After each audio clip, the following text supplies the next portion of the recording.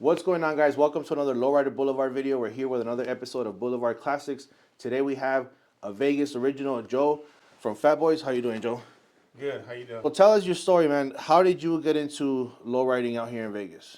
I'm gonna say in the late '70s as a kid, right? It's really funny because I came out the house and I had a little tricycle, and I get my little tricycle and I'm coming down the driveway, and I hear this car coming down the road, and it's a '56 Bel Air coming down, and he's scraping, and I look, and I'm a little kid, and I'm looking at this, and he come by our house, just scraping on that, and he lived up the street, and I said, wow.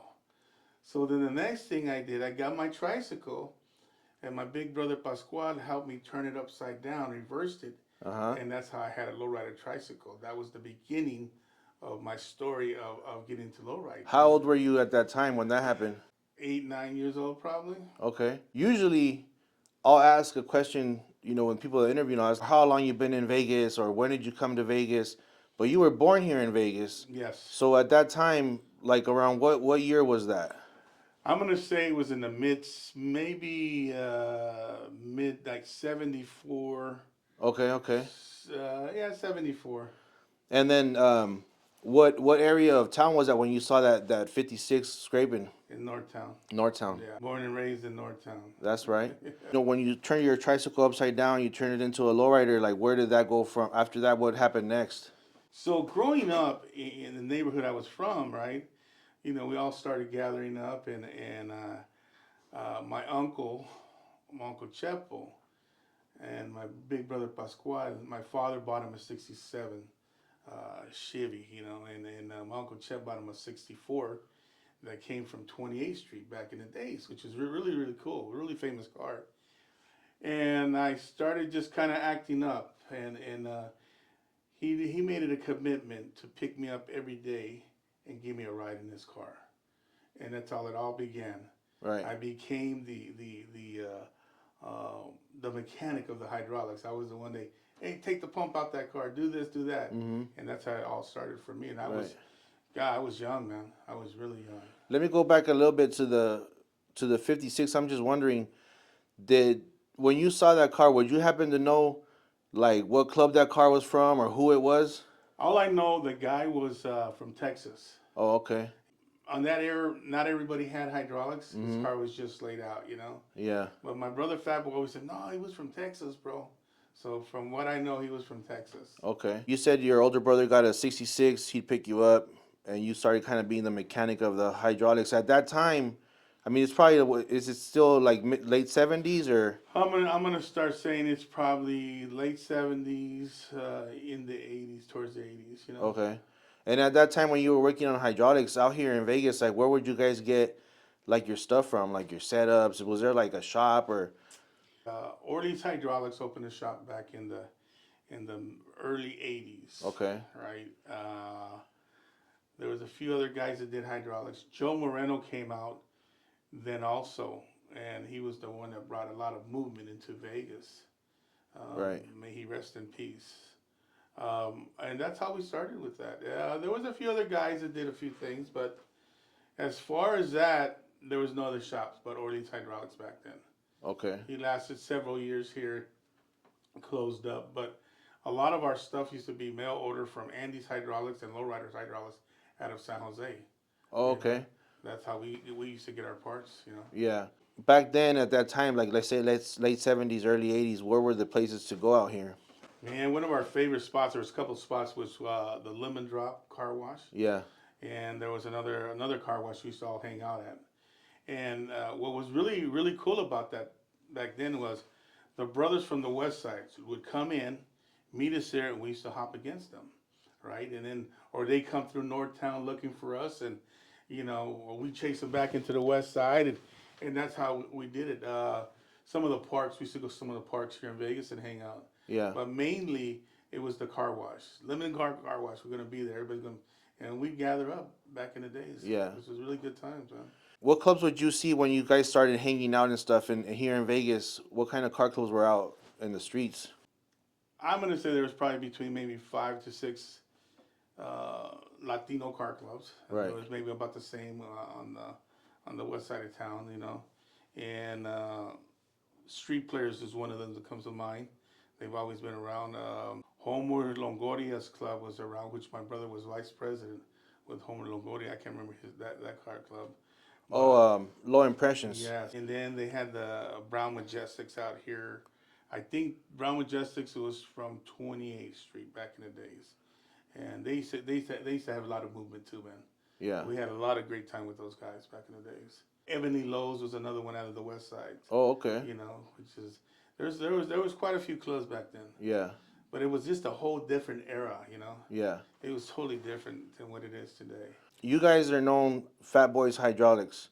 At what point did you guys become Fatboys? The story is on the corner of Las Vegas Boulevard and Civic Center. There used to be a gas station there. There used to be a guy by the name of Tony Gasca and Vince. That was one of the main hubs where all the lowriders used to gather up. Okay. Also, those guys were just they were older than us, and my brother Fatboy. That's why we call him Fatboy. They called him Fatboy one Oh, day, okay. and they started with Tun Tun, and then they called him Fatboy. And Fatboy to me was a very catchy name, and everybody just started calling us Fatboys, and we took it, and that's how we named ourselves, you know. Yeah. And plus, my brother was a big guy. I'm a big guy now, but back then I was really skinny. But that's how we ended up using that name. The catchier the name is, the more people look at it. And at that time, also, the rapping group was called Fat Boys that were out too at that time. Oh, And okay. it even made it better for us, you know. Yeah. And through the years, people try to use our names in the hydraulic industry, but everybody knows there's only one Fat Boys out, you know, That's right. in the game, and we put it down. At what point did you get your first car, like yourself? You used to ride with your brother, but when did you get your first I ride? got my first car probably in 81. My brother Fred bought a 63 Impala, Okay. red and black. We paid $350 for this car. And at that time, we didn't even have driver's license, bro. We weren't even supposed to be driving, but we buy cars and drive them. And he gave me that 63 Impala, man. Yeah. And I lifted it and hopped around town for a little bit, for a while with it, you know. And that was my first car. Yeah. You know, it's my favorite car. There's no other car. I love 63s, you know. Yeah. When it comes to like low riding, a lot of people just, not everybody gets into hopping. What got you guys into more of the hopping game? Okay, let me clarify this right here for you. I am not a lowrider guy. I am a hopper. Okay. That's who I am. We went out to the limit car wash, and we watched a couple of these guys start hopping. And I go back from the era when they were hopping as high as a box of cigarettes. Oh, tall boy, you know, beer can. Yeah. That's the era we come from, you know, and we were so intrigued with that. But we also had a father that was with us also that would say, you know, I know about that. And I remember one time saying, I said, oh man, you don't know nothing about this hydraulic game. And he wasn't lying. He was the backbone of Fatboys. He was the one that, you know, got us involved and kept us in that. And I love low riding. Right. But hopping, it what runs through my veins and my blood, and Yeah. that's all we ever thought about. Trying to come off the ground, you know, a couple of inches was like, wow, you know. Right. The thing is to have a tailgate pump that came out of a back end of a truck to put in your trunk, and a bunch of old car batteries, and your battery rack was made out of 2x4s, your tie downs, you know? and that was like the shit back then, you know. Yeah. My first magazine was in 1978.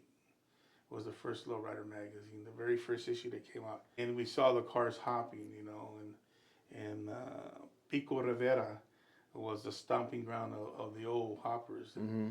That's always been my dream to go there and see that, you know, and so that was us. We loved the hopping game. Yeah. And it just progressed. Through all these interviews, Fat Boy's name comes up a lot.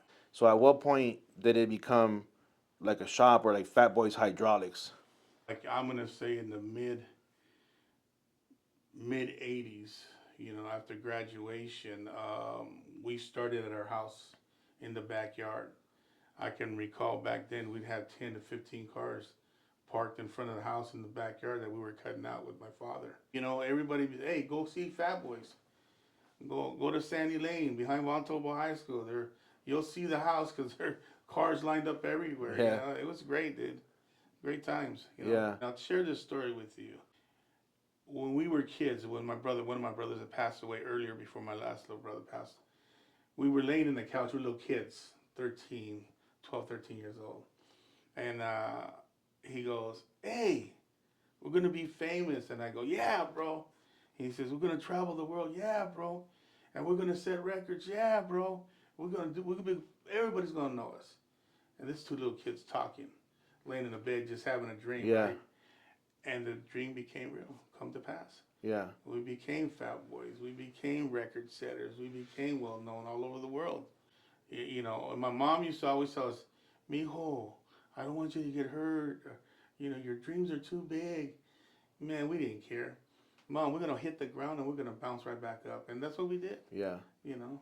And talking about traveling and breaking records, I think it might have been like the 90s at a certain point. You guys were hopping so high that Lowrider Magazine didn't want you guys competing. Like, you guys were breaking records in that sense that you couldn't even compete anymore because you were just beating everybody. The problem was we were before our time. We were ahead of everybody in this industry. Lowrider used to put restrictions on us, and every rule that was made in the '90s were towards two group of people, which was Fat Boys and Red's Hydraulics, because we were associated with Red's Hydraulics for years. The street guys weren't able to compete because our cars were jumping higher. So they would tell it, "Hey, tone it down, give other people opportunity." Mm-hmm. Even here in town, a lot of people they want to hop against us because we would go above them. You know, they had their the rights to feel they felt, but it is not my fault that you don't know how to play the game of 24/7s. And what I mean about that is being into your car 24/7s, learning, trying to figure out this game. And a lot of Mm-hmm. people, they get frustrated and they stop. Not us, man. We were trying to figure this situation out. You Yeah. know? Lowrider was very good to us, and at times it has its politics, man. Yeah. And they held us back for many years. I'm not gonna lie to you.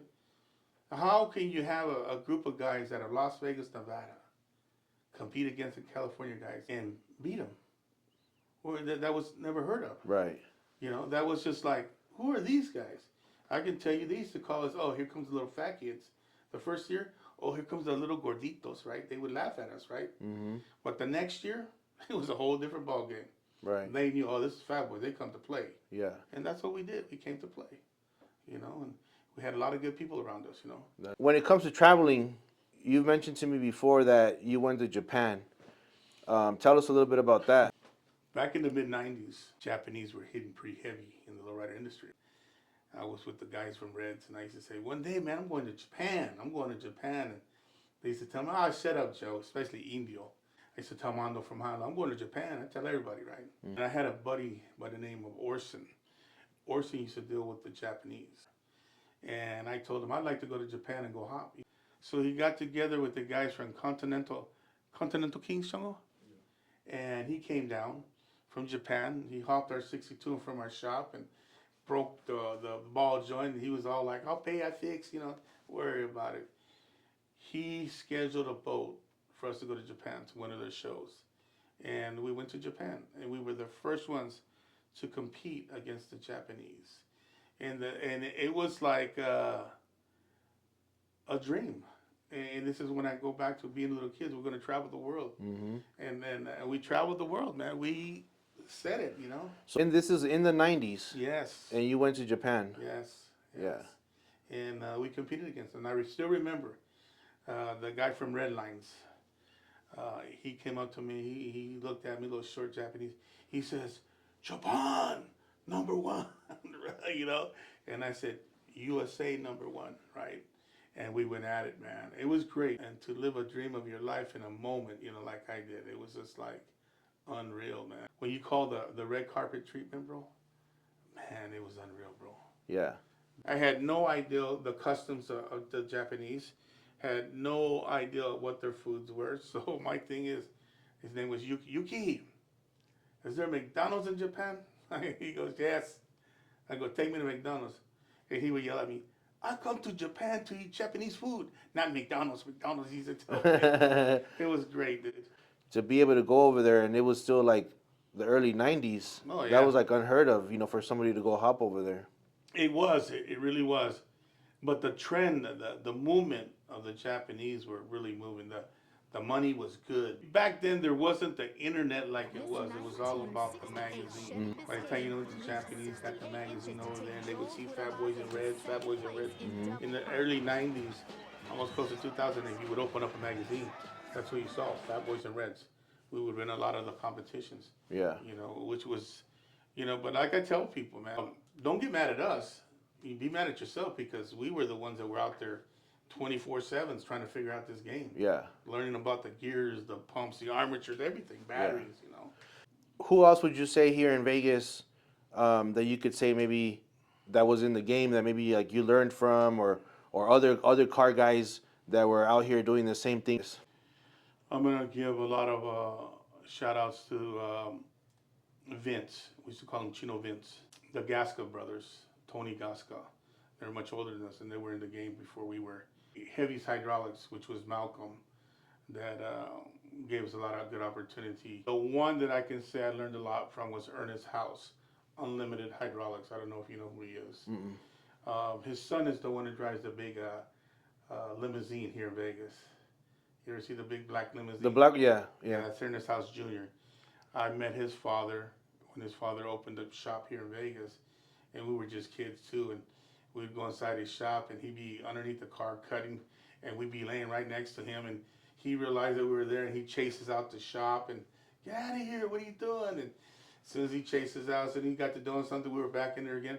But those guys like Ernest House, Box from Old School, Ted Wells, a lot of people, a lot of guys from Red Hydraulics, especially Indio, with the 7-Up, we learned a lot. We always thought outside the box.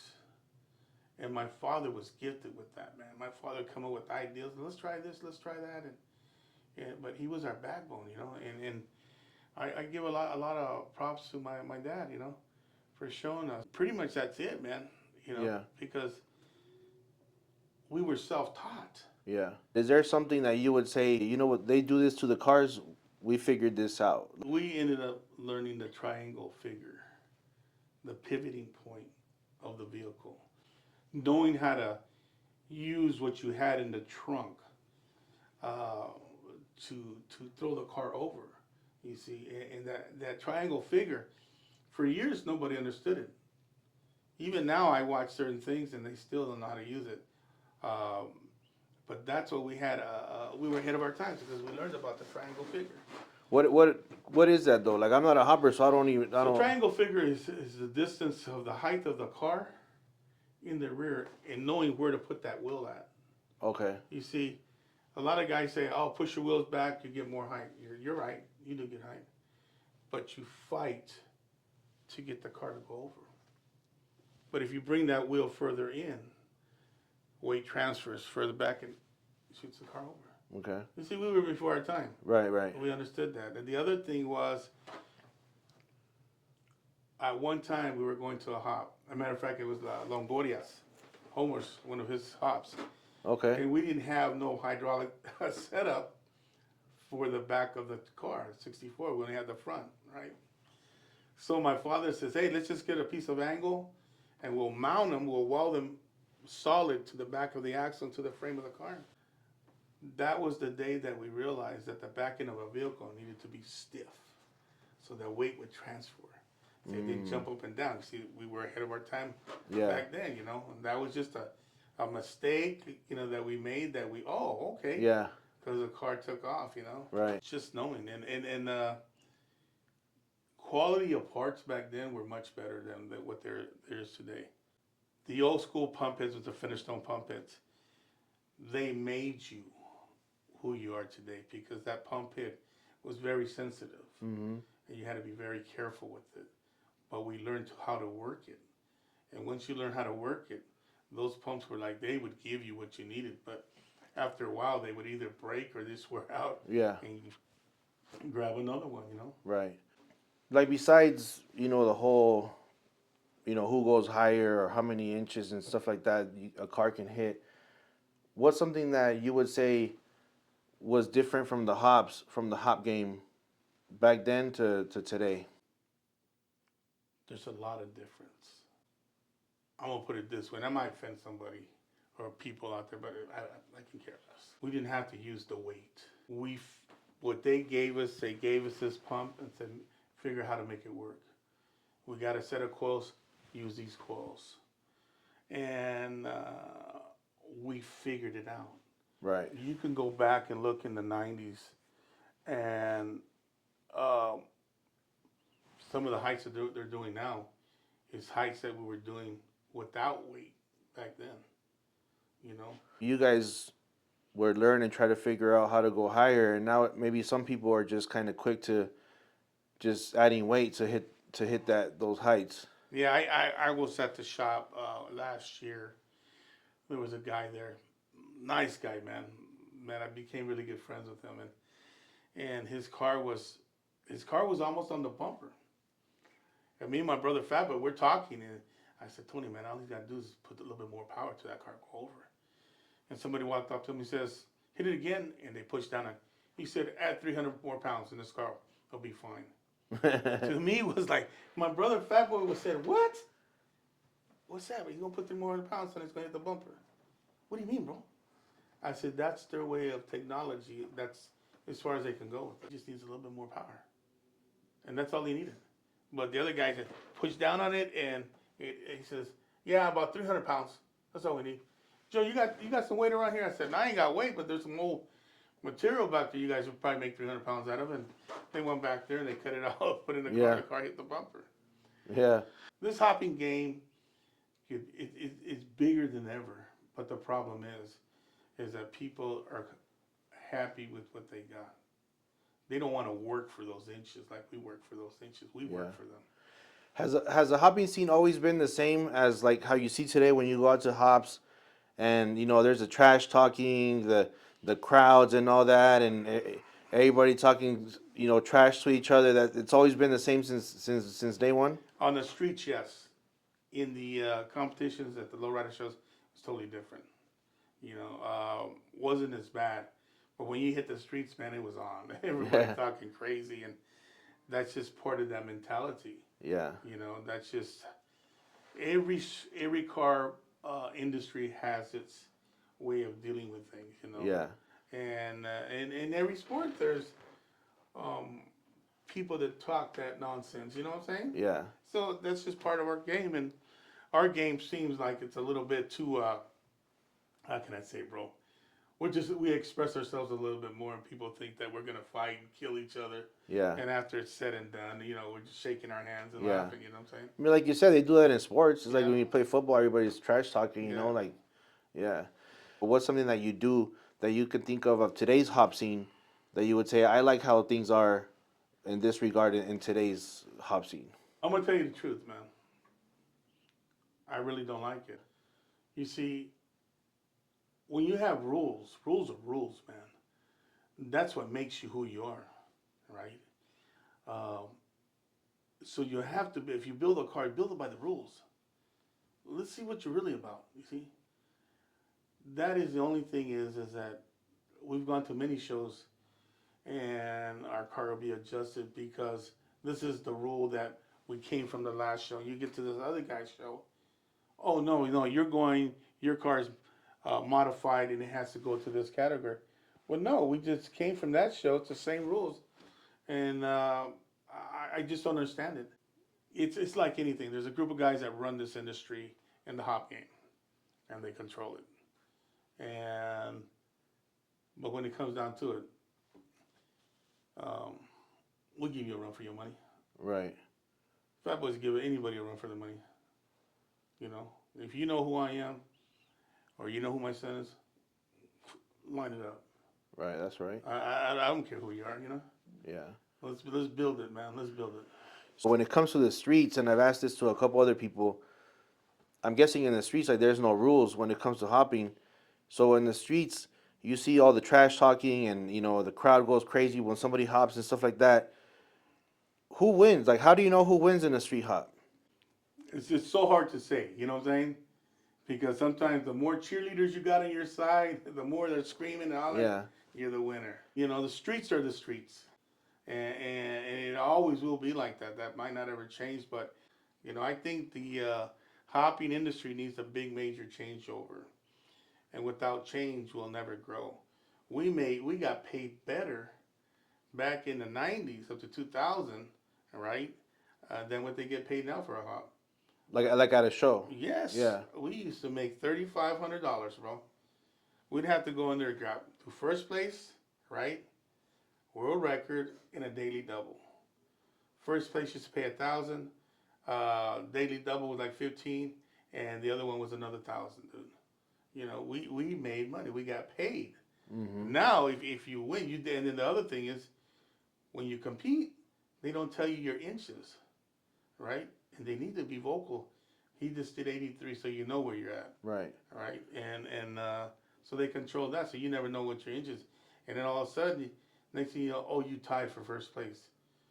He was an inch and a half higher than you. Yeah, Really? Here goes 300.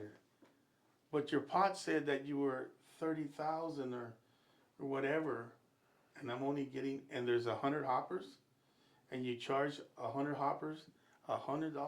right. And they say they're gonna give out 10, 20, 30, Yeah. and at the end of the day, you get $300. Yes. Yeah, Doesn't even pay the comida. right. Not even the gas money. Yeah. I'm gonna go back a little bit to the question that I just asked you, but I'm gonna give you an example. Two cars are hopping.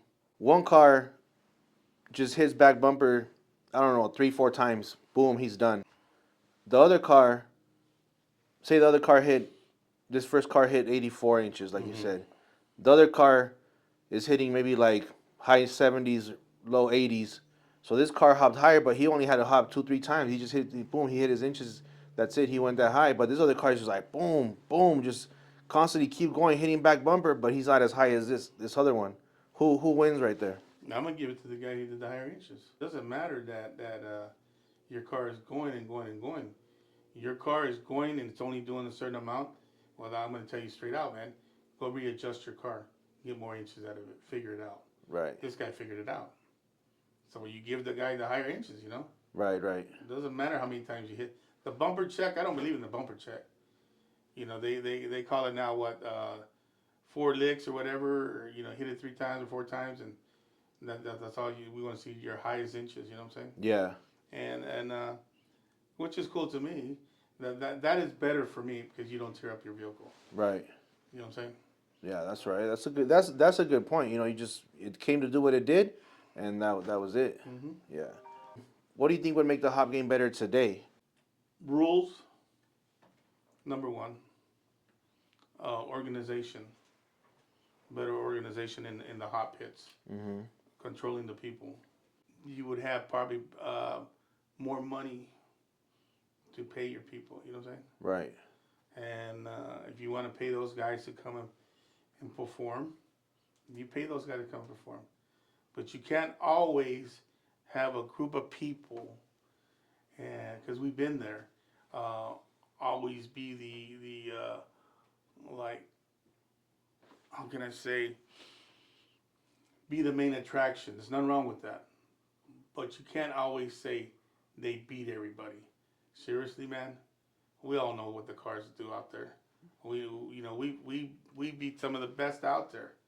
We made them literally. I'll tell you what. My son came into this game, and these guys were in that one category. And when he came in, he blew them out the water. But then we became a victim of our own circumstances of who we are. Once then you realize, oh, it's Fatboys. We're either gonna go up a notch and I'll go up a notch then, or we start getting a lot of scrutiny.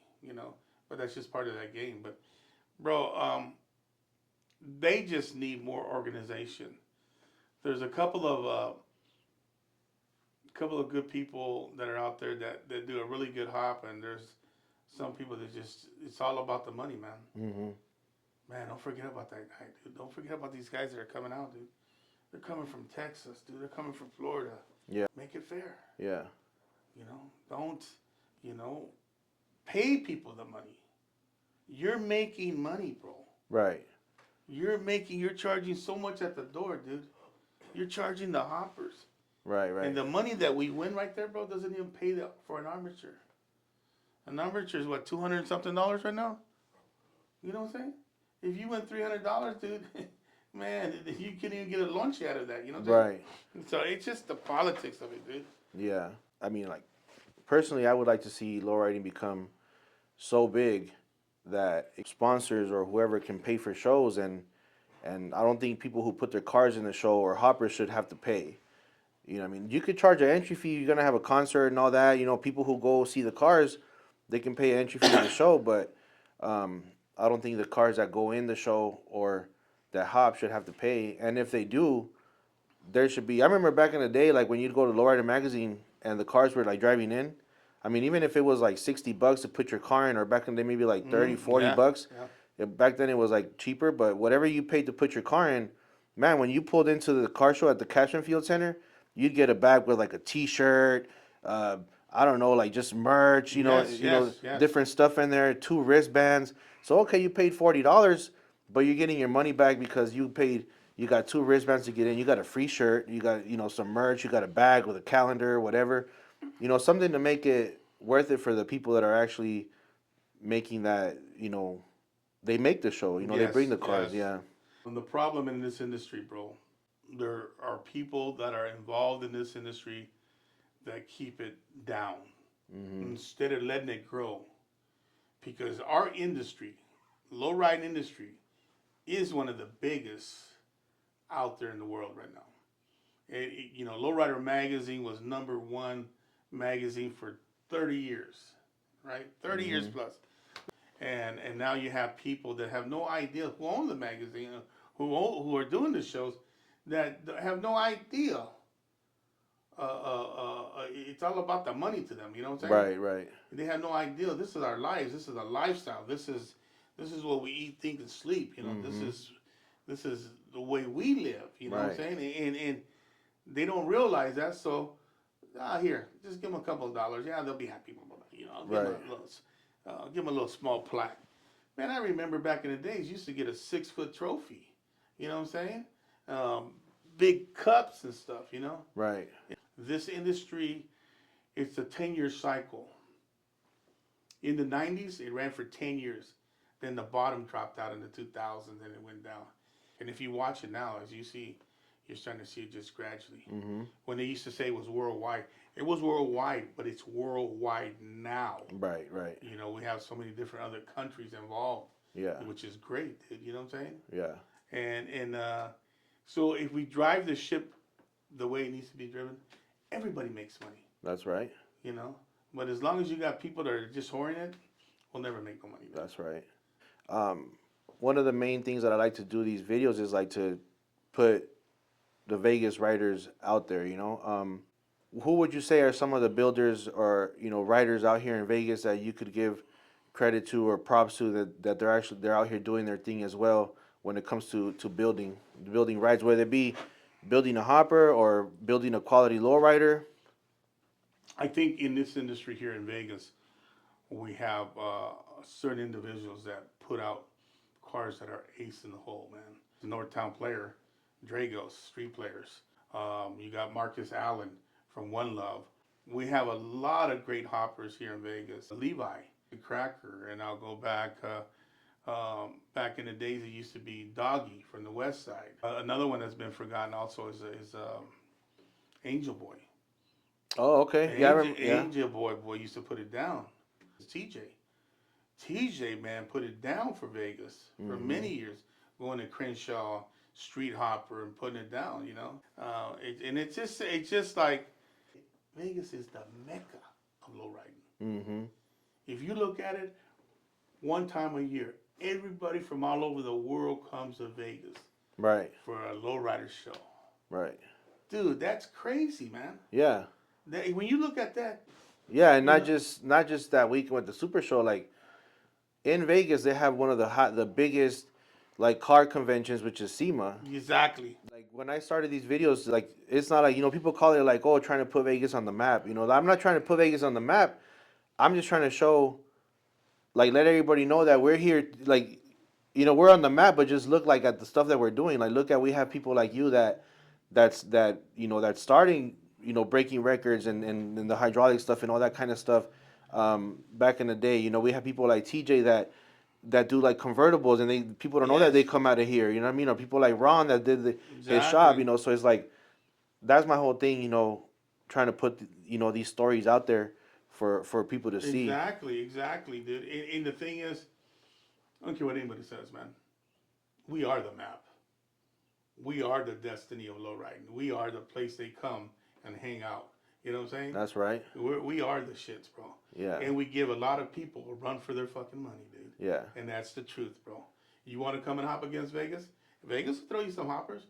You want to come and compete against some real show cars? We got real show cars. You know what I'm saying? Right. And that's the thing. Come on, man. Give us our respect. LA has been coming to Vegas to hop against us since the 80s, bro. We had guys they used to bring 10 cars from LA and they used to compete against the guys in Vegas. This is way back then, bro. Right. I was a kid and we was hopping against these guys, bro. Yeah. And Ernest House is like one of my we went to a hop at Doolittle Center on the west side. Okay. And that was the first time I ever seen a car that had a double pump. And me and my dad and my brother sitting there watching Ernest House hit the car. Boom, boom. And the car started to misfire.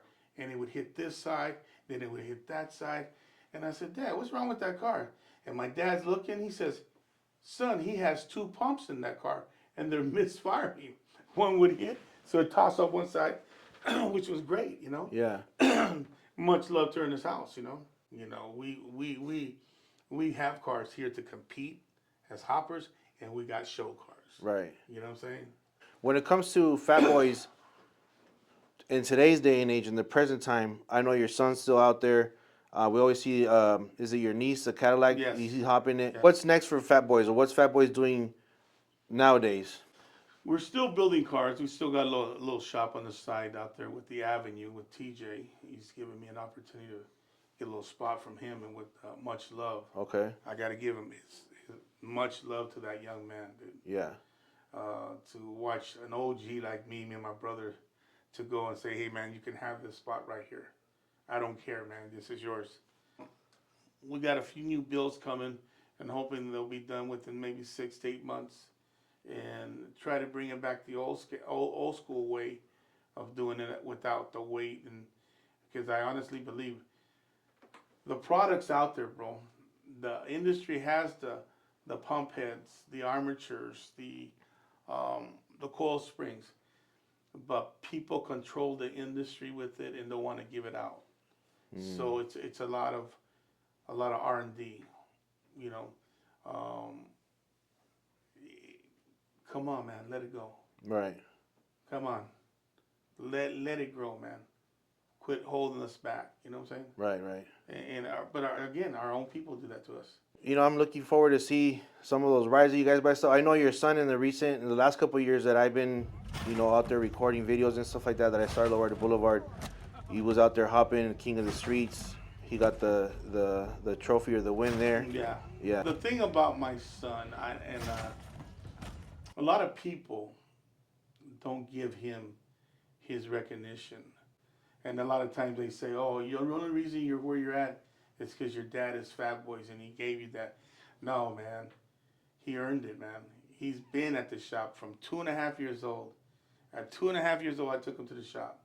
So when people say that oh no, you're only where you're at because of your dad. No, man, he's earned his right. He's out there. You don't always see me out there with him. He's his own man. Yeah. He builds cars. He's gifted, man. Don't be a hater. So that bothers me sometimes when I see individuals do that to them, or they run their mouths. But people will always run their mouths. In the hop game, and now that you mentioned, say you built the car, your son built the car. In the hop game, there's a lot of things, when people are hopping and trash talking, where they say, well, hit your own switch or build your own car, or you didn't build that car, or that car's not yours but you built it. Like, there's a whole bunch of other rules with that too. Like, what's your take on all that? Like, if somebody hits their own switch or not, or if their builder's hitting it, or if the owner's not hitting it, or what's your whole take on that? Bunch of BS. You know, if you can't hit your switch and that guy can get it better for you, let him hit it. If that guy's mad about it, come on, man, get off that, man. You know, Right, or if you didn't build that car and you bought it, it's all good with me. You know, good for you. You got the money, buy it, right, bring it. You know, swing it. Let's do it. You know what I'm right, saying?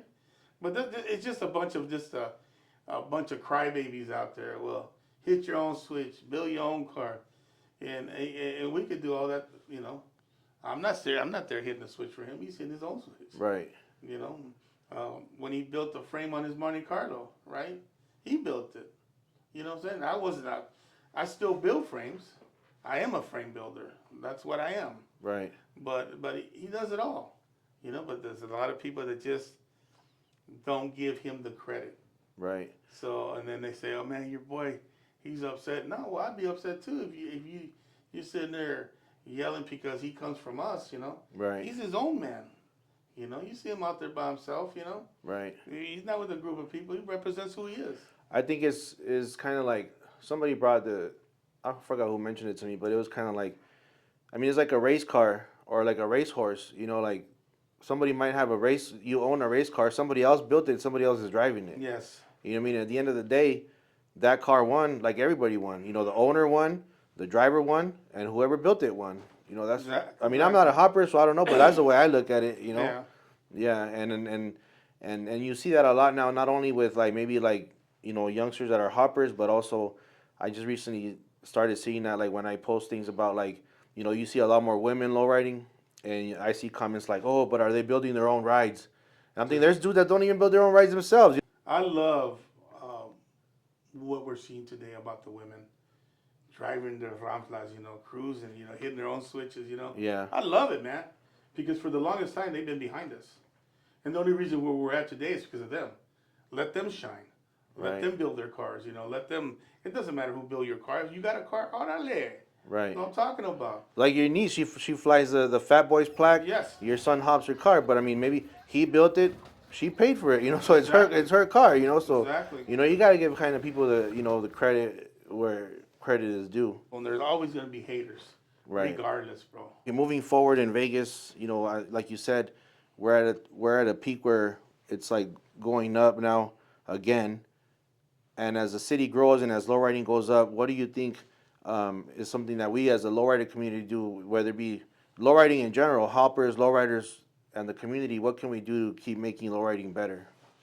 I think one of the biggest downfalls in Las Vegas is that there's no unity among car clubs. I can go back in the days in the early 90s when there was only 20 clubs. And when we would say, hey, we're going to do a picnic, and all 20 clubs would show up. And there would be 100 cars out there. And that was big, bro. Mm, Now there's 100 car clubs here in Vegas, right? And you say, hey, we're going to have a show. Come and support us. And you only get 30, 40 cars. Come on, people. Let's stay together. The more that we show, the more that we get out of it. It needs more structure. Low Riding Council, which is a great idea. But I watch these guys get beat up from all these other people. And I say to myself, why beat them up? Join them. Make it better for yourselves. right, Why don't we get paid from Lowrider Magazine or from Sam or from Frank into our council? Give us something, support us, and that's what it needs. There's no unity. I don't know how many bomb clubs there is in Vegas. There's quite a few, mm-hmm, but you don't see them all out, right? Every once in a while you see a few here, a few there. right, But when you see, look, when Fat Boys have done some of the largest car shows in Vegas. When we would do a car show, I can guarantee you between 150 to 250 cars to come out. When we were doing the Taco Fest, we started the first year with 150 cars. My brother Shorty who passed away, he used to market it. He used to work it, bro. Mm-hmm. And he said, bro, how many cars do you think we need this year? I said, we need to bring up another 100. So the next year we had 250. We had 20 hoppers, which is good, Right. right? It's happening. Mm-hmm. The last year that we did it, we had 350 cars. Our goal was to make it to 500, which I knew we could do it. But it is organization is about having somebody to go out there and talk to everybody and get everybody together. Mm. Bullshit is bullshit. Realness is realness. Let's support this. The more support we have in our city, the better it becomes for us. Right. And we don't have that, man. We don't have that. We have too much haters. Oh, I don't like that about the because he's from this. That doesn't matter. Come on, man. It's about the family. It's about us enjoying ourselves. You know. Right. It's about the lowriders. Exactly, bro. Yeah. And that's the biggest problem, bro. Mm-hmm. I get so pissed off, man, when I pull up to a show and I only see 20 cars, and I know there's 1,000+ cars out of Vegas. Mm-hmm. Come on, man. Right. Right. Christmas drives, a toy, Halloween's, big fest, Right. One of the biggest Halloween fests that they used to have, or they still have, my brother Shorty was the one that brought the lowriders to that guy. And now that we used to, he had a lot of rat rods and hot rods and all that, but when the lowriders came in, man, we brought 100 cars in. So we used to blow it up. We blew it up, Right. And that's how it's supposed to be. But my brother was a people person, And that's what you got to be, man. You got to have the right people, man. You got to be in it for the right reasons. Right. If you're in it for the wrong reasons, then it's going to fail. The very first time you did the coffee thing, Mm-hmm. donuts and coffee, right? Right. How many cars did you have show up?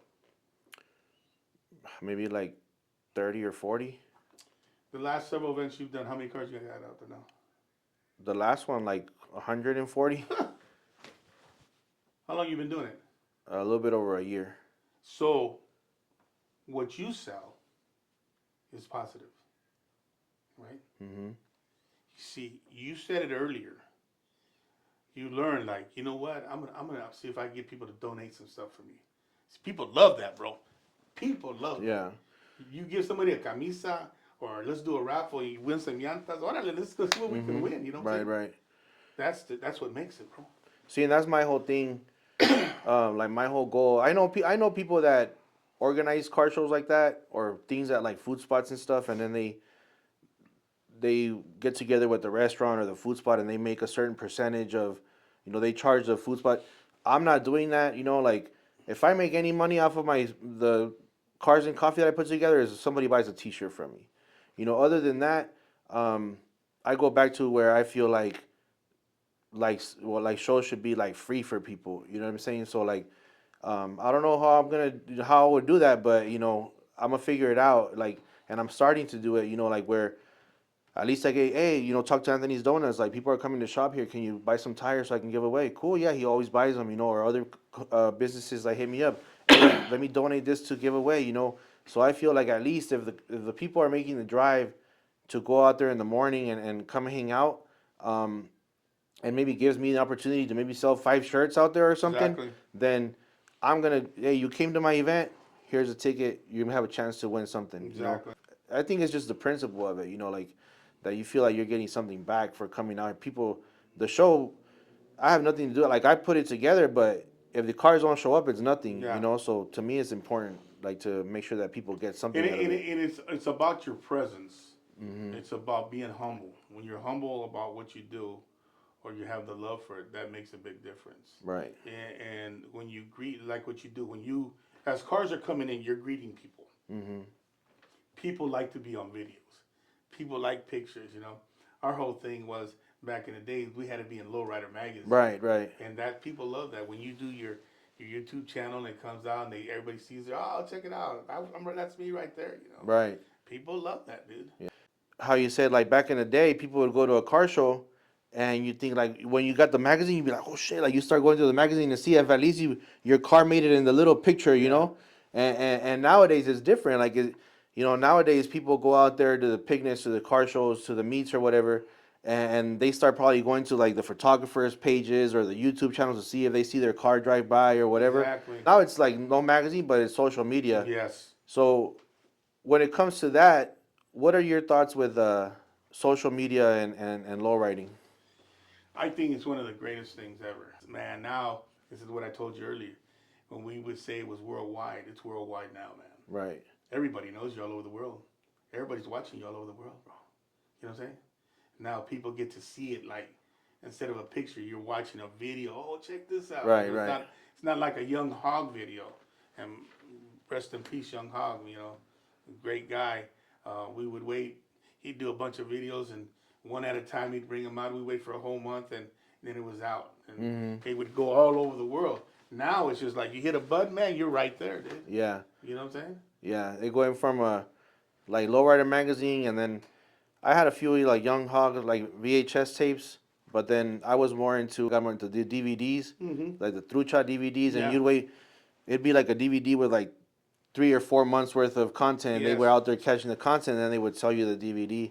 Yes. And now it's like people are watching it um, on social media all over the world, right? That's what's making our industry much bigger. Yeah. You know. I call it putting butter on a butterball turkey. I mean, you already know your turkey's got butter, right? But you're gonna put a little extra. Right. And then and you go, oh, it's the best turkey I ever had, right? Yeah. And you're gonna give it to everybody. Everybody, oh man, this turkey tastes really good. Yeah, it's got that little extra butter in it. Yeah. That's how you do it, man. Right. And it's so important, man. Like I told you the other day, bro. You're just in the beginning. You're just your baby steps, bro. I can say within about another year or so, bro, you're gonna blow up, bro, because you're blowing up already. You're doing something that people wish they could do, or only dreamed of doing. But you happen to fall into where you need to be. You got the gift, the gab. You got your setup, and it's working, bro. Appreciate Because if that. it wasn't working, bro, we wouldn't be sitting here today, bro.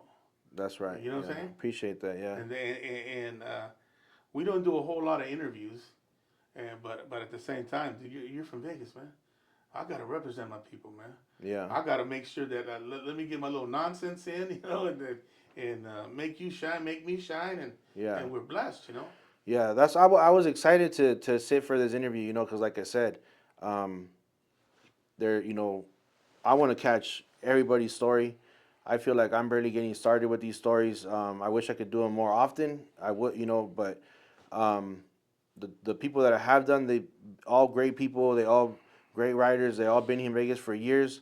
But this was the first one that I have someone that was actually born and raised in Vegas and Yes. started low riding in Vegas. Yes. Yeah. Yes. I want to ask you, what's some advice that you would give someone that nowadays wants to get into the lowrider game?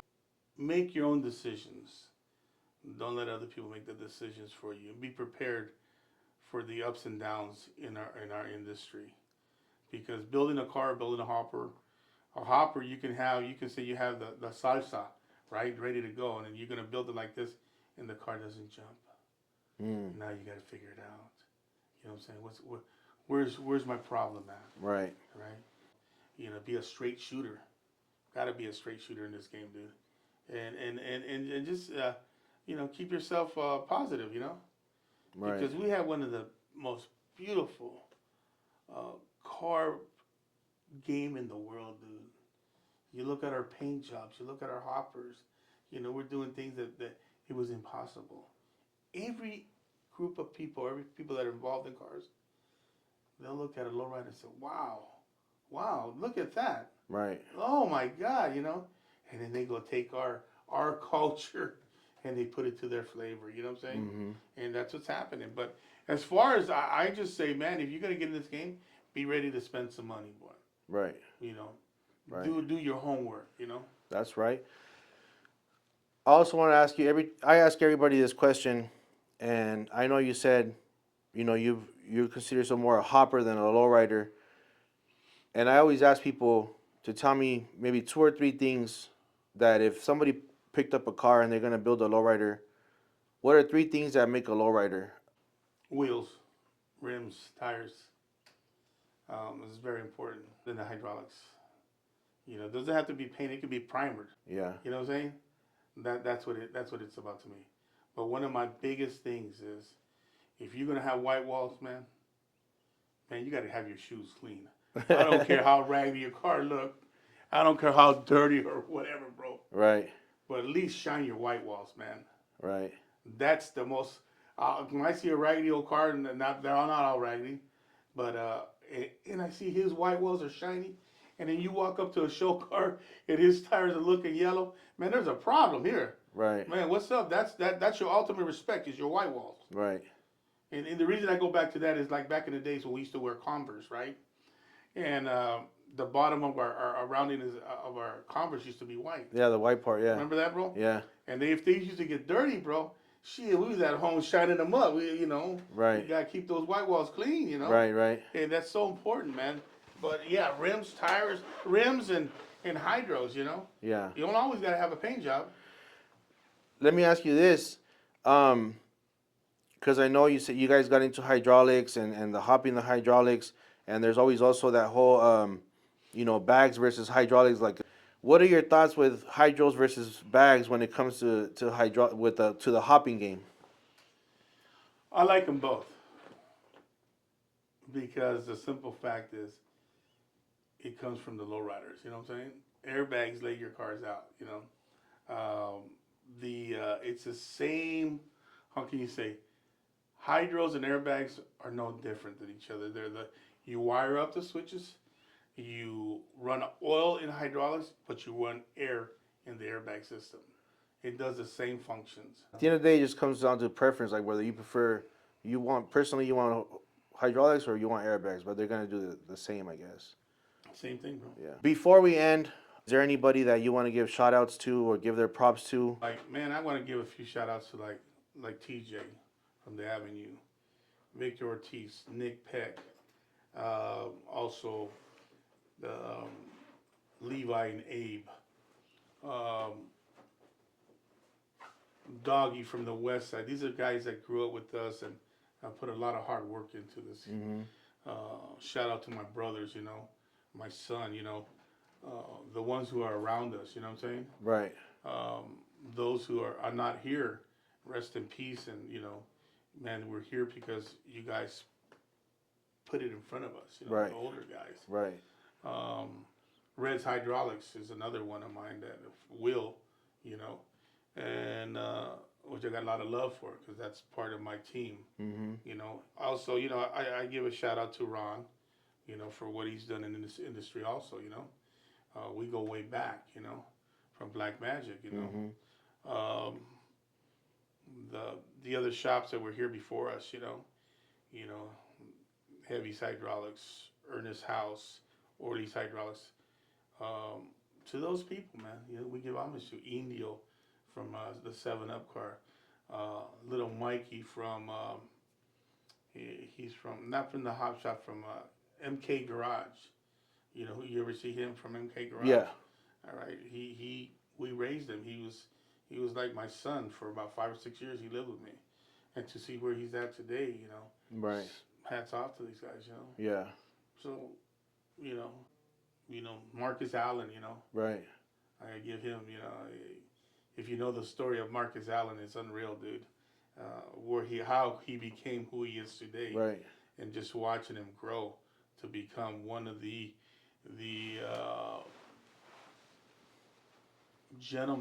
black gentlemen in the West Side community to where he's going with it. You know what I'm saying? Right. There's another guy named Noño from 28. It's an old man.